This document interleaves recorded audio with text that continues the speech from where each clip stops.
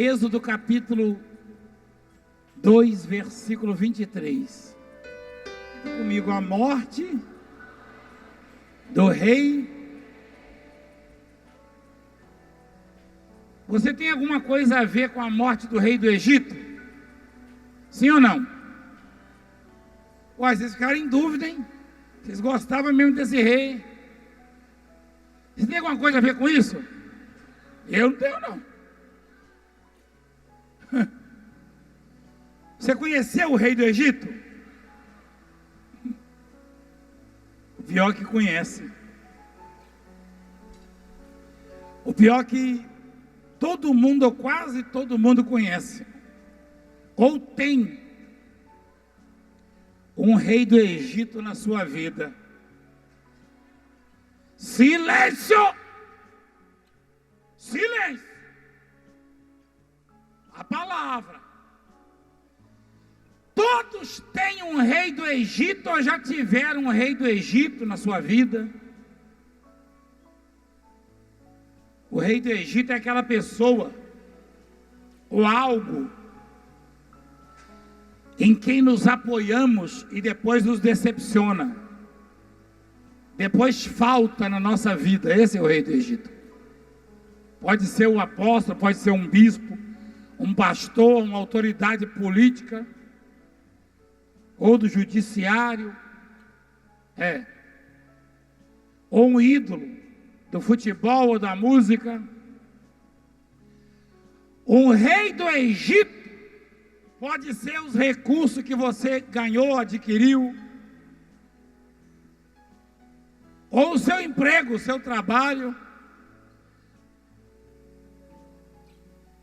O rei do Egito pode ser até uma toalhinha dessa.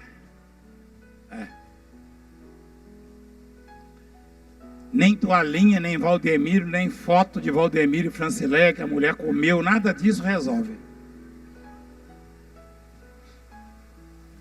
O rei do Egito não pode garantir qualidade de vida para sempre, nem segurança. Quem garante isso é Jesus Cristo. Presta atenção. Por que o mundo está desse jeito? Porque o mundo se apoia muito no rei do Egito, que não tem nada a ver com o faraó, com o presidente lá do Egito, não. É alguma coisa ou algo, ou alguém que se apresentou como sendo salvador da pátria, ou conquistou a sua confiança e você se encheu de esperança. Pode ser um médico.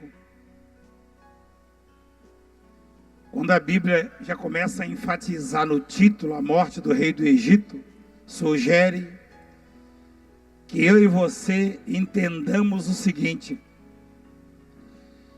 que qualquer coisa que possamos necessitar só pode vir de Deus e de mais ninguém. E eu afirmo, mesmo você que acha que o milagre ainda não aconteceu na sua vida hoje, eu afirmo que se você remover a esperança, a confiança, cortar o cordão umbilical com o rei do Egito, o Deus das nações, Ele vai mudar a sua história, Ele vai exaltar você, Ele vai dar o que você veio buscar. Na verdade, já deu.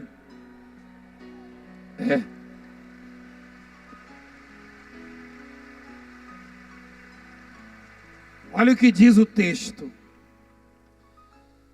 Decorridos muitos dias, morreu o rei do Egito. Ele viveu bastante, hein?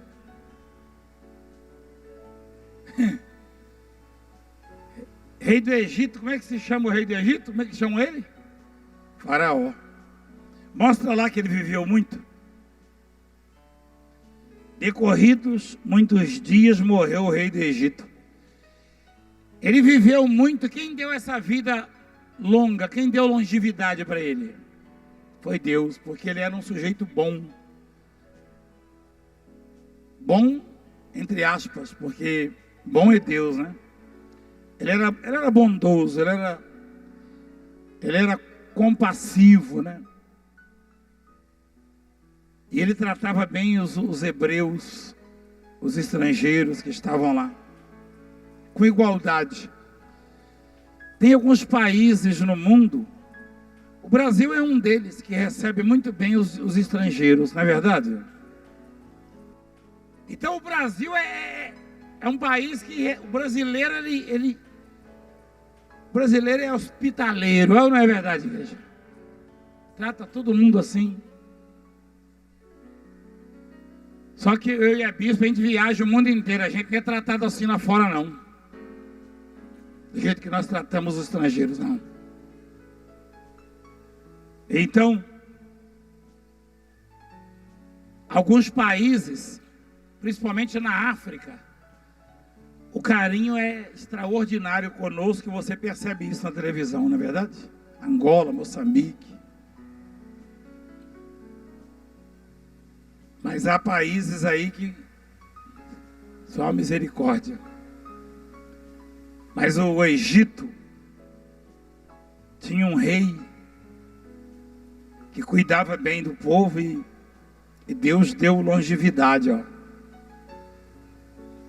Quer dizer, a Bíblia diz, decorridos muitos dias, ele viveu muitos dias. Mas embora fosse o rei, ele morreu. Rei morre também? Rei morre. Presidente, esse negócio assim, morre, né? Morre. Uai. Achei que não morria, não ia até me candidatar à presidência, ver se eu não morria. Morre do mesmo jeito, tem dor de barriga. Pode ser presidente, pode ser médico, pode ser apóstolo. Doeu a barriga, se não tiver um banheiro por perto, passa vergonha. Você sabia disso aí ou não? Você gostou, né, galego? Já teve dor de barriga já? Eu também. E é complicado às vezes, você está no trânsito, né? Então, o rei do Egito morreu e a esperança daquele povo se frustrou.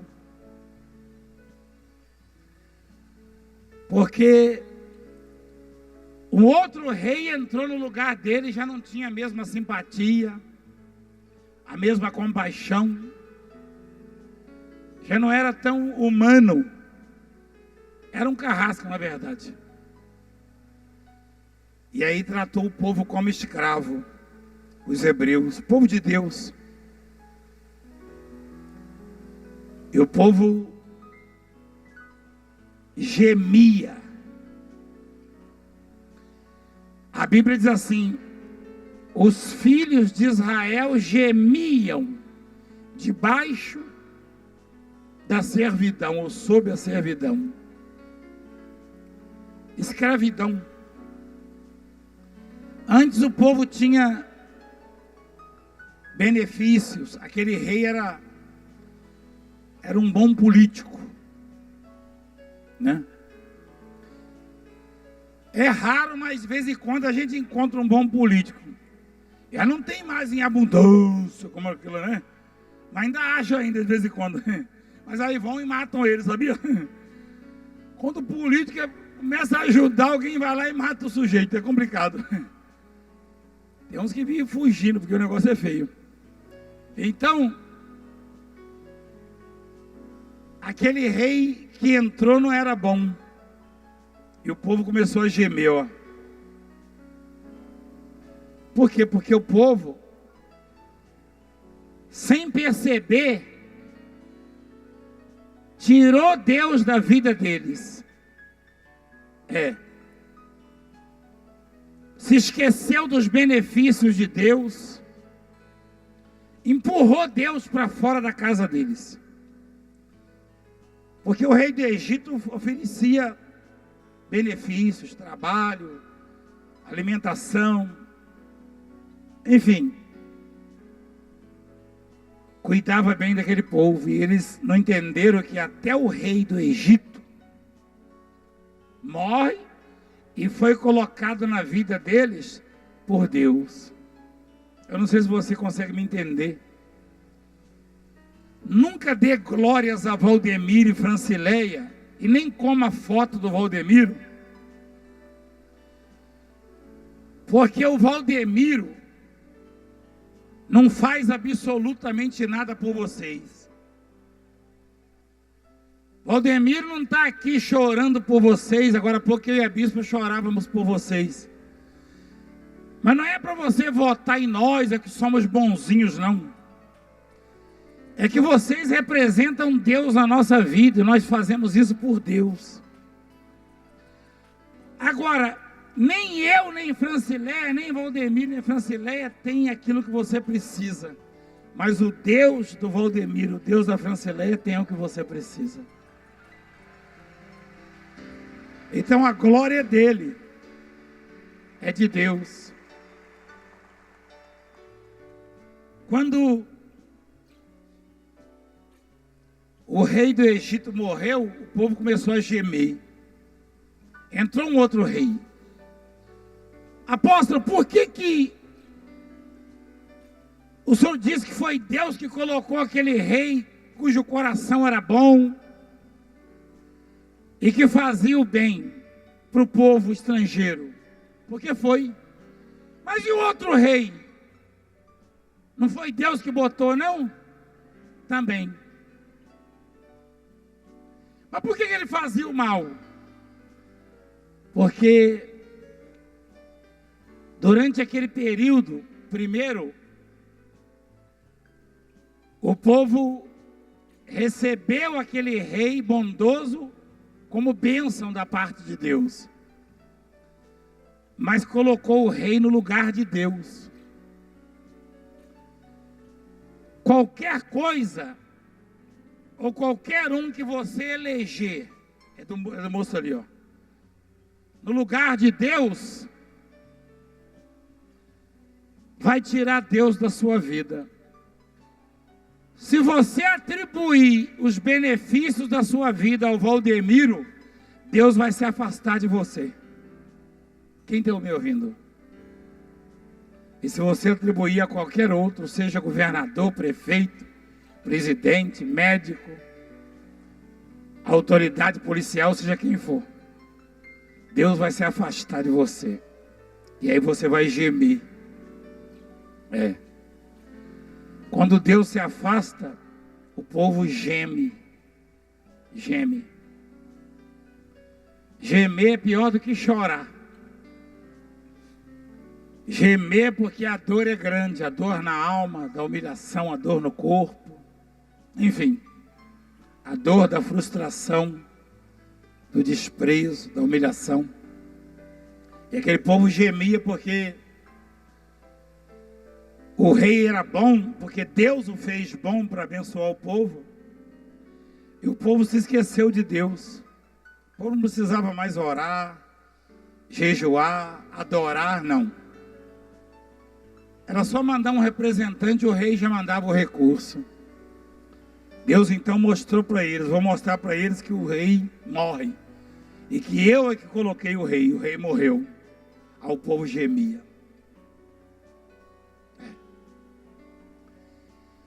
E porque o povo gemia, ele se lembrou de Deus. E aí clamou. A escravidão, levou aquele povo a clamar, a servidão.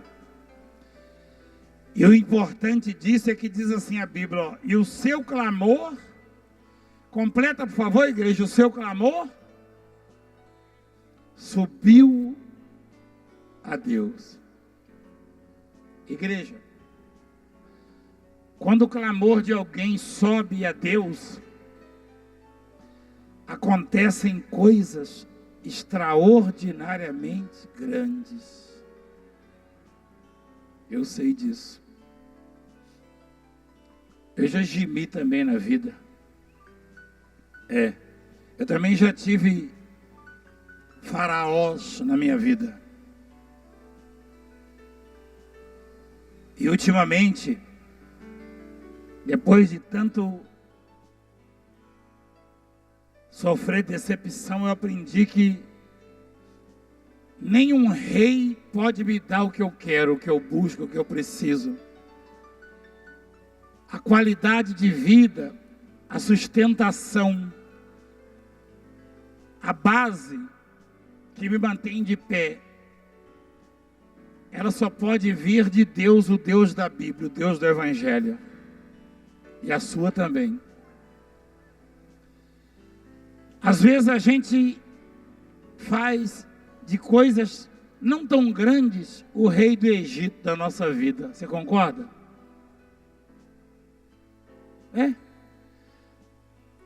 Uma vez eu fui falar de Jesus e convidar alguém. Eu disse, vai à igreja domingo, na Santa Ceia. Se alguém falou, eu não posso. Apareceu um bico, um trabalho para domingo. Mas você já não trabalha? Não, eu trabalho, mas domingo apareceu uma chance para eu ganhar um bom dinheiro, eu não posso ir. Eu falei, você também tem o rei do Egito na sua vida. Daqui a pouco, uma pessoa que faz isso, ela está dizendo o seguinte, que ela não precisa mais de Deus. Daqui a pouco, nem domingo, nem no meio de semana, ele vai ter trabalho para ganhar dinheiro, e aí vai gemer. Igreja, ninguém pode substituir Deus na sua vida. Quem entendeu o que o apóstolo falou? Nem o seu marido, nem a sua mulher, nem os seus filhos, nem seus pais, ninguém. Nem o dinheiro que você juntou, nem trabalho, nada, nem religião, nem líder religioso. Porque o rei do Egito, ele morre, ou seja, acaba. Isso significa que ele tem prazo de validade, é isso. Todo rei do Egito tem prazo de validade. Isso não quer dizer que o rei do Egito seja mau, ou seja nocivo, não. Enquanto ele viveu, aquele povo teve grandes benefícios. Embora não fosse do rei do Egito, mas Deus o fez assim. Mas quando ele morreu, o povo já tinha esquecido como depender de Deus. O bem-estar, as conquistas, fazem as pessoas se esquecerem de depender de Deus. E ele gemiu, aí clamaram, e o clamor subiu a quem? Não tem coisa mais grandiosa do que essa. O clamor de alguém subir a Deus. Se o seu clamor subir a Deus, os maiores adversários da sua vida vão cair por terra. Os grandes inimigos da sua vida vão cair por terra. Os grandes obstáculos vão cair. Você não precisa de mais nada na vida. Você só precisa que o seu clamor suba a Deus. Diga glória a Deus. Ouvindo Deus o seu gemido, lembrou-se da sua aliança com Abraão, com Isaac, com... Que coisa, hein? Já fazia muitos anos, igreja. Muitos anos. Mais de 400 anos. Abraão, Isaac e Jacó. Eles eram o que esses homens? Homens. Mas eram homens que dependiam totalmente de Deus. E eles deixaram essa marca. Homens e mulheres de Deus deixam marcas que nunca serão apagadas pela fé. E Abraão, Isaac e Jacó deixaram isso. E aquele povo não merecia Deus escutá-los, não. Aquele povo não tinha direito algum, porque quem troca Deus por um homem, por qualquer outra coisa, Quem substitui Deus na sua vida, seja pelo marido, pelo namorado, pela namorada, pela esposa, pelos filhos, pelos pais, pelos bens, não é digno de Deus respondê-lo. Mas Deus lembrou que tinha feito uma promessa, uma aliança com Abraão, com Isaac e Jacó. O nosso clamor, esse negócio lembrou Deus, isso é força de expressão. Deus não esquece nada, só que o nosso clamor ativa a memória de Deus. Amém, igreja? Igreja, você deve orar, deve clamar. Quando o seu clamor subir, vão acontecer coisas que vão deixar você assustado. Eu já vi coisas que eu fiquei trêmulo. Fiquei assustado, igreja. Você já viu muitos milagres nesse ministério? Quem já viu? Algum momento você já parou para pensar no que eu e a bispa já vimos acontecer assim? Eu já vi coisas, igreja, que eu fiquei assustado.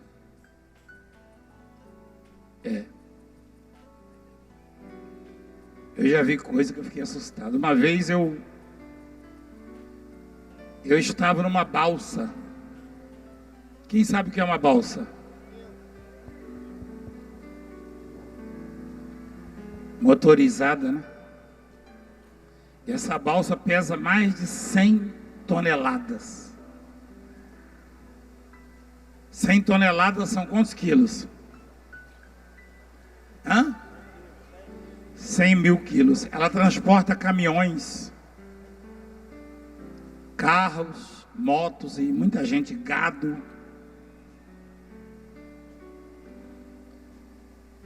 E a bispa já estava do outro lado do rio. Eu não sei por que razão eu entrei nessa balsa. Eu entrei depois, quando aconteceu, né? Eu e a bispa já tínhamos atravessado, na verdade. A balsa atravessou a gente, atravessou os carros e voltou depois e deu uma tempestade no rio. Rio grande, né? Um rio muito grande.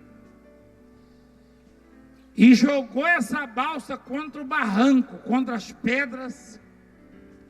Na verdade, tinha um barco que puxava essa balsa, né? E a balsa e o barco encalharam na pedra. E eu, quando eu vi aquilo, deixei a bispa sentada assim do lado de fora e fui até o barranco onde ela bateu e entrei nela de volta.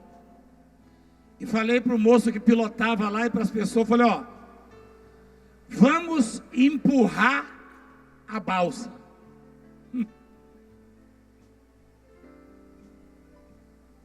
Olharam para minha cara, eles já me conheciam, né, pela televisão. Eles olharam para minha cara assim, e um para a cara do outro, empurrar, eu falei, se vocês não forem empurrar, eu vou empurrar. Você acha que existe algum homem no mundo para empurrar uma balsa de 100 toneladas? Só que eu não empurrei só a balsa. A balsa estava colada no barco que a puxava, que a guiava, e ambos encalhados. Eu fiquei entre os dois. Botei as mãos na balsa e os pés no barco. E eles olhando. E eu falei assim, Senhor, nem uma voadeirazinha eu posso empurrar. Mas neste momento eu peço ao Senhor uma força muito superior à de Sansão. E nem precisei fazer força. Botei a mão e os pés, tirei o barco e a balsa de cima da pedra, a balsa desencalhou e foi embora. Eu vi isso. Só que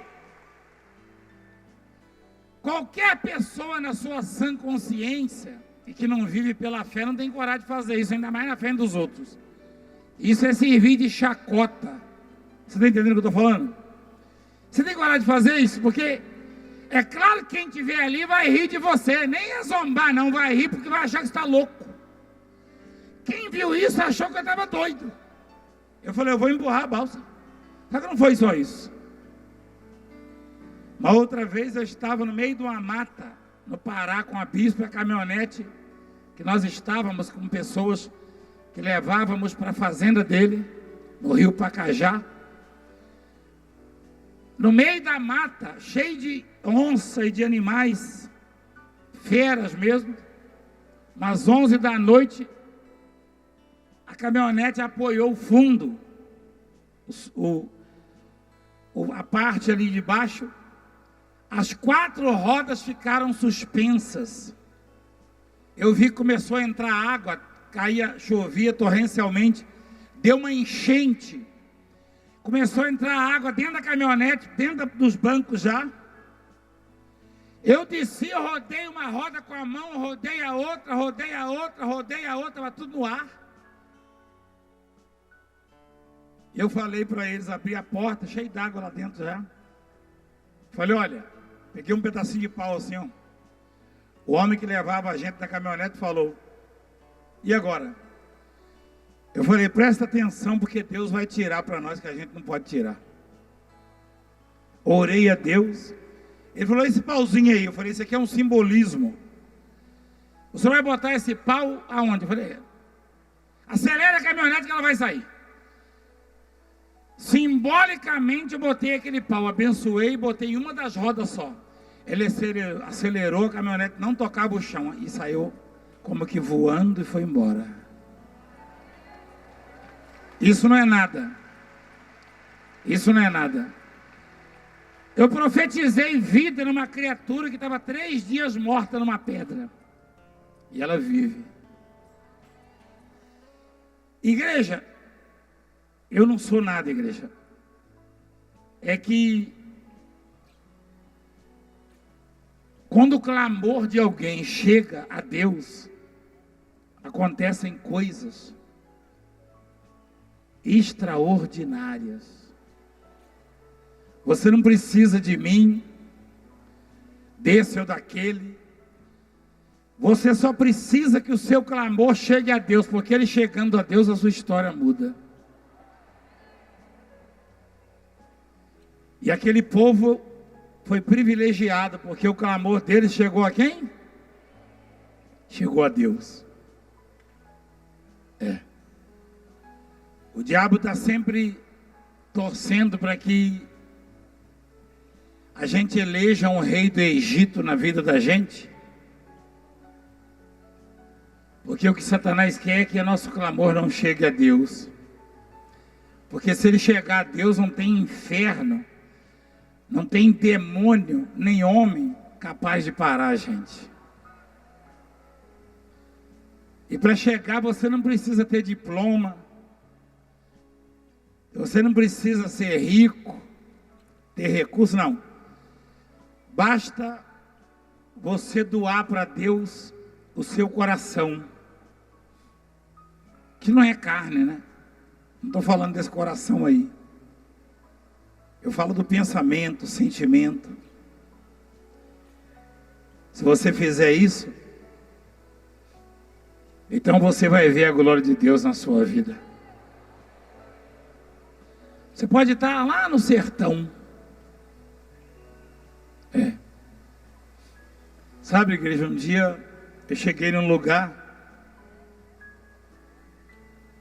no sertão da Paraíba. Tinha uma família que eu visitava sempre, os camponeses lá,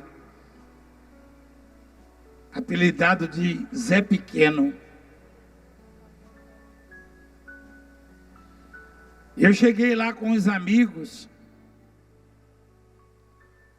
e ele falou assim, pastor, isso chorando, né? Nós não temos nada para te oferecer, pastor. Mas nunca nos sentimos tão honrados como estamos nos sentindo hoje. A única coisa que nós temos aqui são algumas ribaçãs, umas rolinhazinhas. Quem conhece a ribação? Uma pomba, né? que nós pegamos ali, na armadilha, para torrar. O senhor come conosco? Eu falei, como? Mas por que tanta fome assim? Ele falou, já não chove há muito tempo. Aliás, a gente já não vê nuvem há muito tempo, ele falou. E a gente chegou lá por volta das 9, 10 da manhã.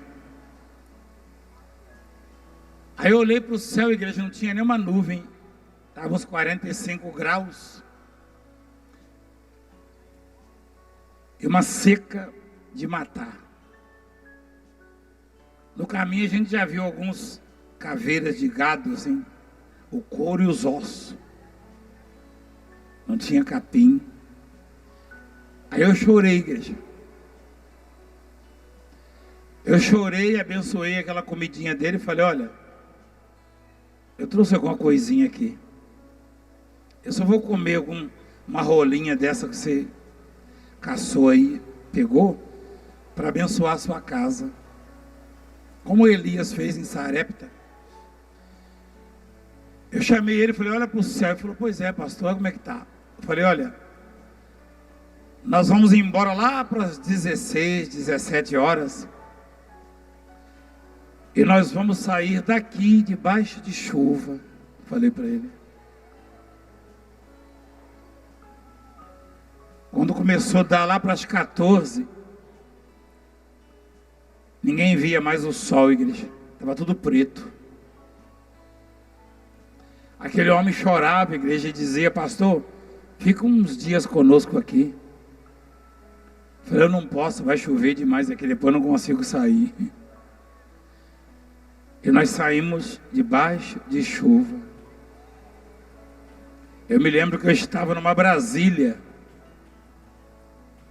de um senhor, do velhinho chamado Aloísio, o bispo conheceu, né? A Brasília passou aperto, a igreja, choveu tanto, mas choveu tanto, aquele homem ficava no meio da chuva de braços abertos chorando. E correu atrás da gente, ele falou, pastor, como é que pode Deus sendo tão grande, e o senhor é de carne e osso, que nem eu, que nem a gente, comeu até a rolinha comigo, ribaçã. Eu falei, eu fui criado com isso, mas a minha era maior, a Juriti. Você conhece a Juriti? Era maior, aquela da asa branca também, né? Então, eu já vi umas coisas que me dão autoridade para ensinar você o que está escrito e para acreditar naquilo que está escrito. Que quando o clamor de alguém chega a Deus, acontecem coisas que fazem a gente arrepiar, igreja. Eu tenho uma notícia para vocês hoje que não existe outra notícia melhor do que essa. Quando eu e a bispa estávamos de joelhos ali, clamamos, eu senti que o nosso clamor chegou no céu a seu favor.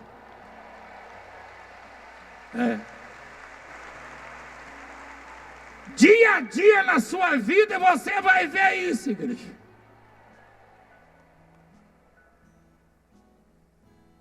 Deus já está trabalhando.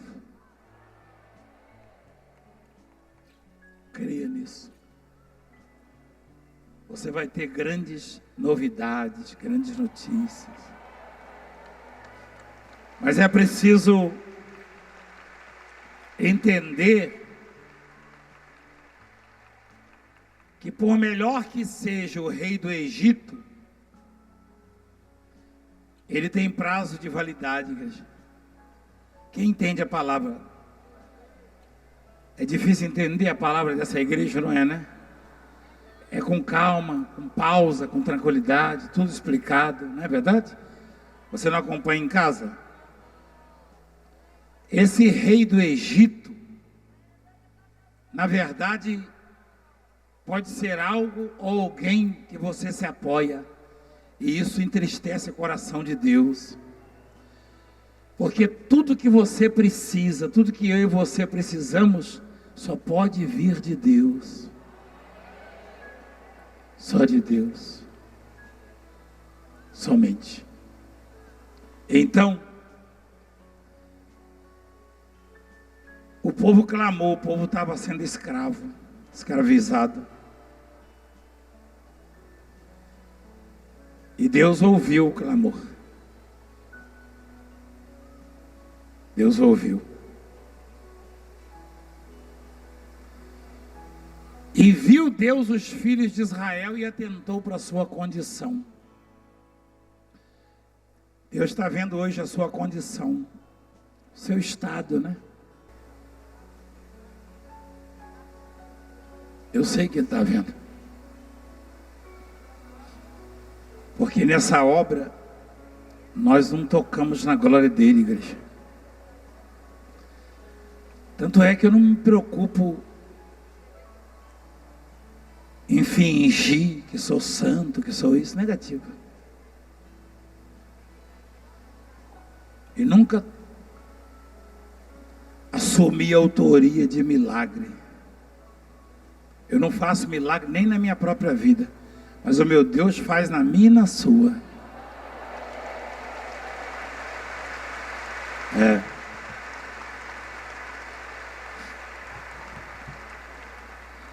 Se eu fosse contar a história desse povo cujo Deus ouviu, a gente ia ficar um mês aqui de pé, eu no caso. Mas aí você sabe que Deus botou aquele povo para caminhar no deserto e usando as mesmas sandálias e as mesmas roupas durante 40 anos não se desgastaram, não é verdade? Tirando água da rocha, fazendo maná descer do céu, sem falar das codornizes. Quem sabe o que é uma codornize? É uma ave, né? Uma galinhazinha. Ela é deliciosa. Não é codorna, não. Codorna é uma coisa, codorniz é maior.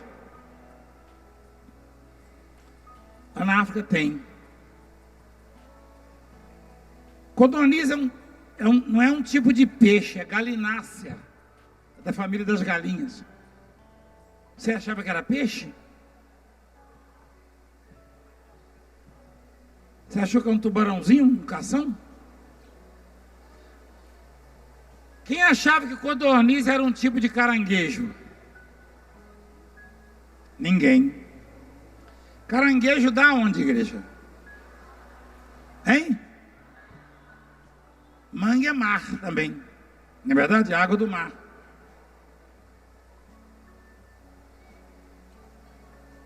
Camarão dá onde, igreja? Então, quem de vocês já esteve no mar? Levanta a mão, no mar. Quem já viu codorniz voando lá? Se você viu, você é um mentiroso. É isso mesmo.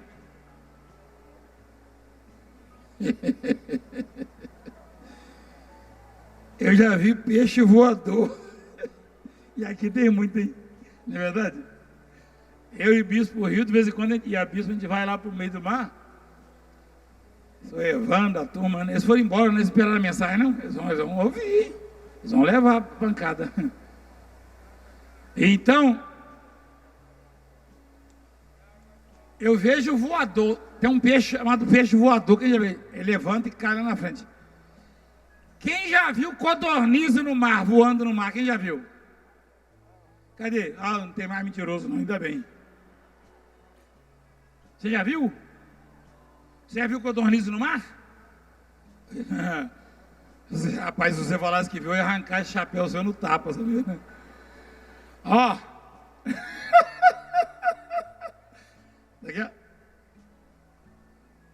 Peraí, você viu codorniz no mar? Então, se você falar que viu, eu te arranca esse chapéu no tapa, tá? Ó. Codorniz não existe no mar. Mas como Moisés viu que era impossível e teve dúvidas, porque ele falou: o Senhor vai tirar carne de onde para esse povo?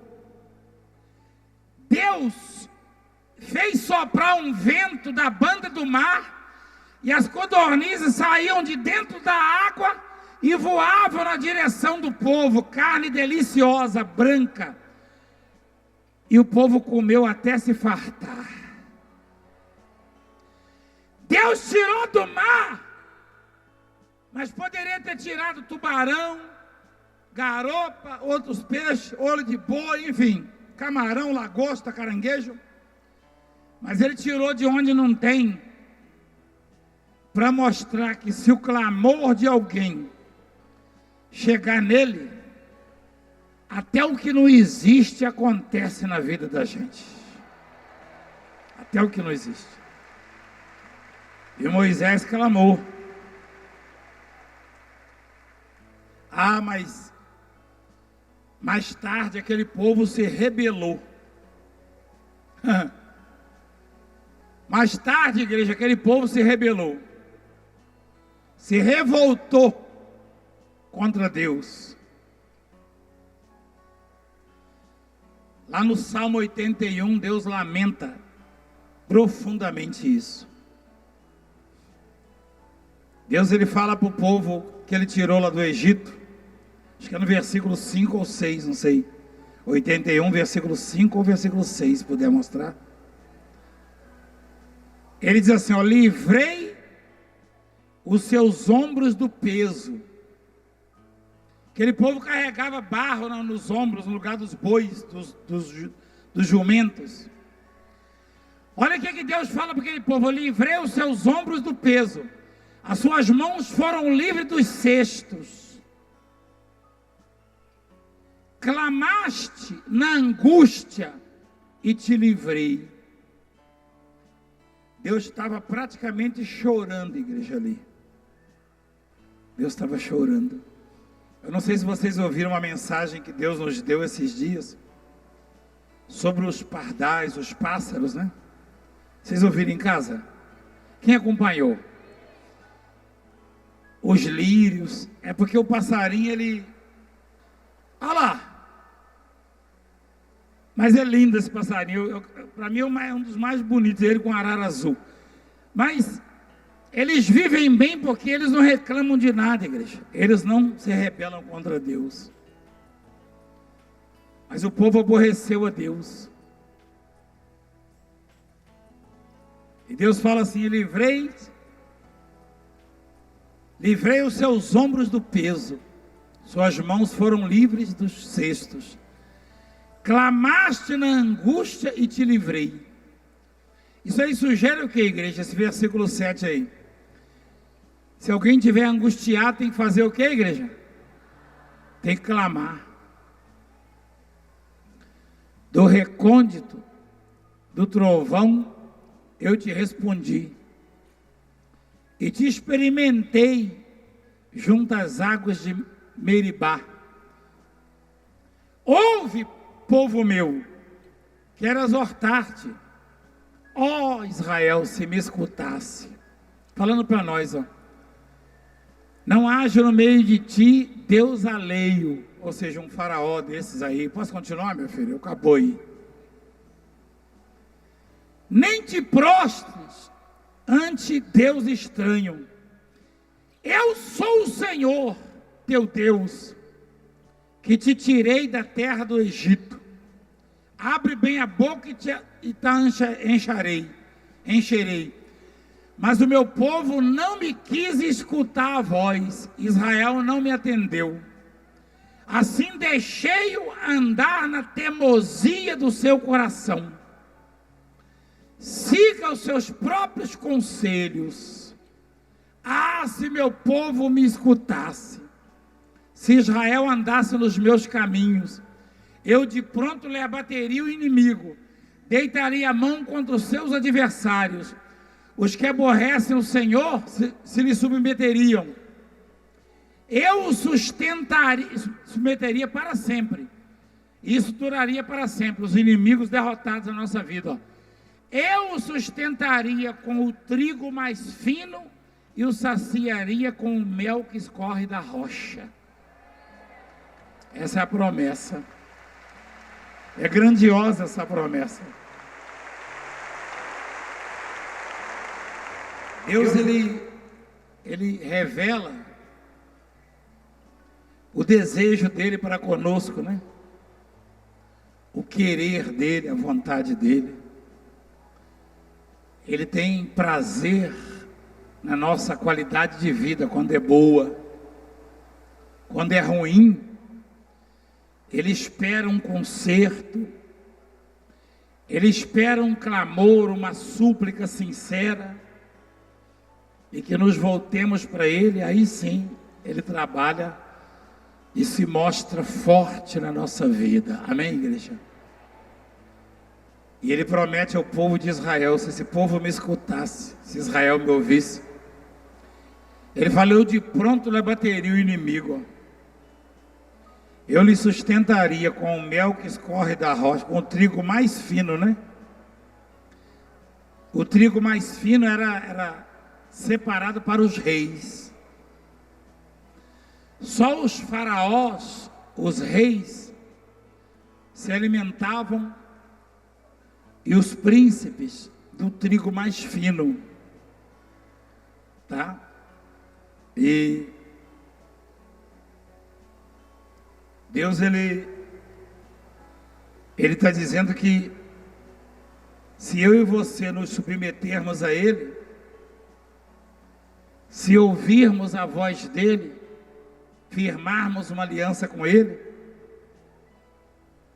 Ele não só vai abater os nossos adversários, os nossos inimigos, mas nos dará também uma vida de rei. Amém, igreja? Próspera, farta, né? Olha lá, o mel que escorre da rocha. Eu já tirei muito mel. Alguém já tirou mel? Quem já morou na roça? Quem já tirou mel? Ah, você tem aí, ó. Quem fez esse mel? Foi a Bíblia? Você viu ela fazer? Não. Então pode ser de açúcar. Não? Então, lá na roça, eu tirava mel na madeira, na árvore. Quando a árvore era oca e tinha uma brecha, o enxame, a colmeia, pousava ali, e a abelha rainha entrava, se alojava lá, e atraía todas as outras e fazia um mel dentro da árvore. Nós levávamos fogo, fumaça, né? Pegava o esterco seco de vaca, fazíamos a fumaça, senão a abelha matava a gente. E aí soprávamos para dentro da árvore. A abelha ia saindo, se juntava do lado de fora. A gente começava com o machado bem devagarinho, e sempre jogando a fumaça. Porém, quando a árvore era um angelim, um angico, ou uma dessas que tem muita seiva e tem gosto amargo, e um gosto desagradável, o mel, por sua vez, absorvia aquilo ali.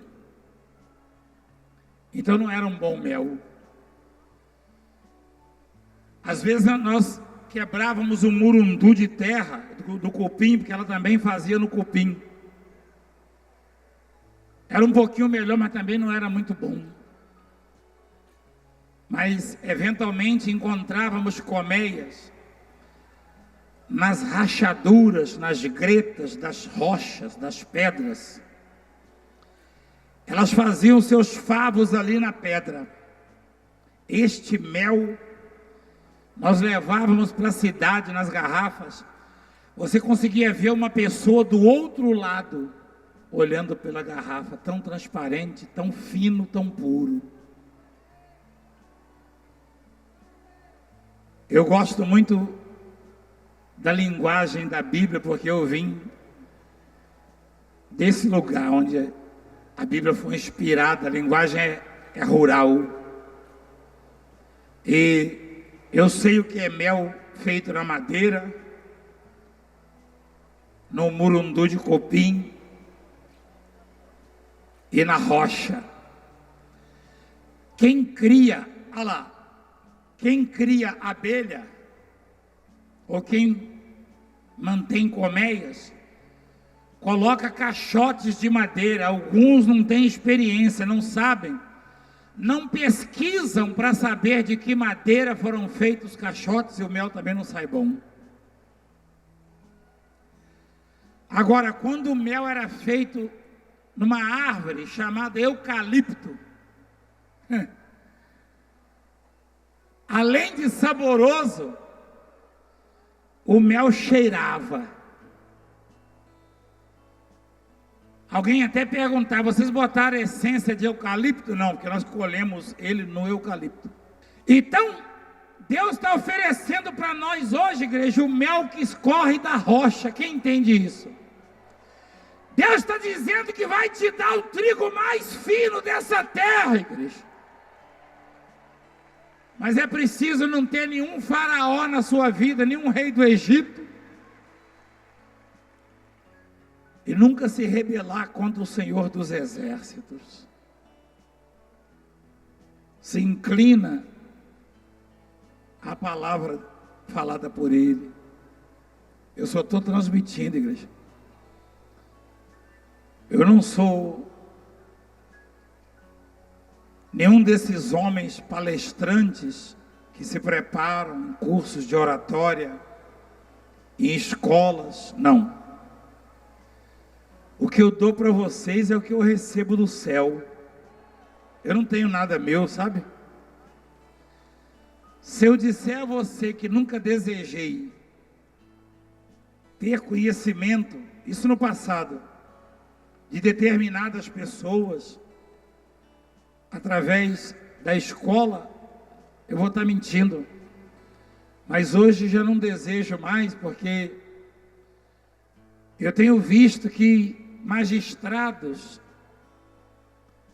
e médicos e grandes autoridades têm se assentado, os chamados príncipes, no meio do povo, e têm se inclinado para ouvir o que Deus põe na minha boca.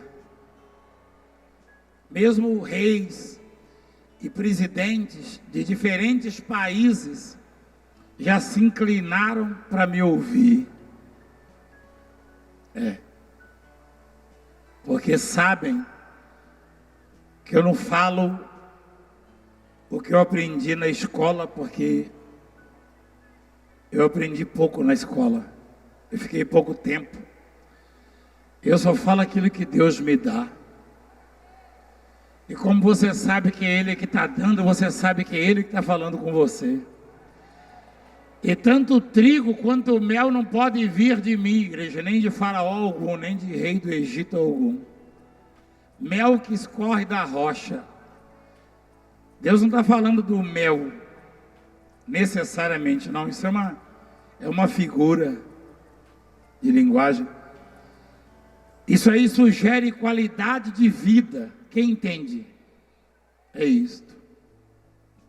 Então, Deus está convidando você, e eu vou passar para você o convite dele, para aceitá-lo como o único Senhor e Salvador da sua vida.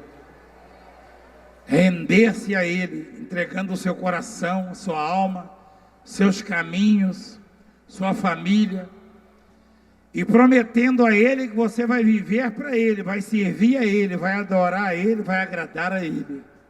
E Ele vai te sustentar com o trigo mais fino e com o mel que escorre da rocha.